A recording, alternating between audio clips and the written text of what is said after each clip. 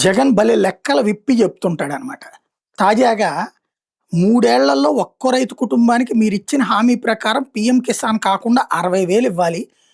కానీ ఇచ్చింది కేవలం 19,000. పైగా పథకం నుంచి 7,00,000 మంది నిర్దాక్షిణ్యంగా తొలగించారు.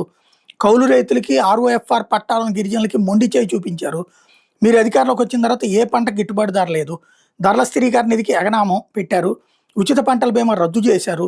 ఏ సీజన్‌లో నష్టం జరిగితే అదే సీజన్‌లో ఇచ్చే ఇన్పుట్ సబ్సిడీ ఆపేశారు. రైతులకు అందే సున్నా వడ్డీ పథకాన్ని రద్దు చేశారు. ఆక్వా మామిడి రైతులు నట్టేట ముంచారు. పొగాకు ధర కుప్పకూలిపోయినా మీకు చీమ కుట్టినట్టయినా లేదు.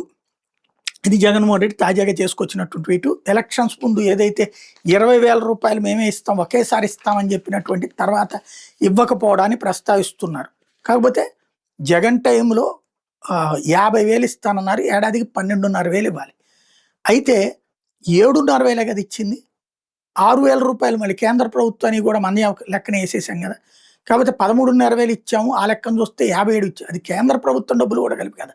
ఆ లెక్కనైతే జగన్ 5 ఏళ్లలో 7,500 చొప్పున 5 ఏళ్ళు 35, 5 ఐదులు 25 అంటే 37,500 ఇచ్చినట్టు. 13,500 అక్కడ ఎగ్గొట్టినట్టు. ఆ రోజున తెలుగుదేశం అంది కాబట్టి ఈ రోజున వైసీపీ అంటుంది.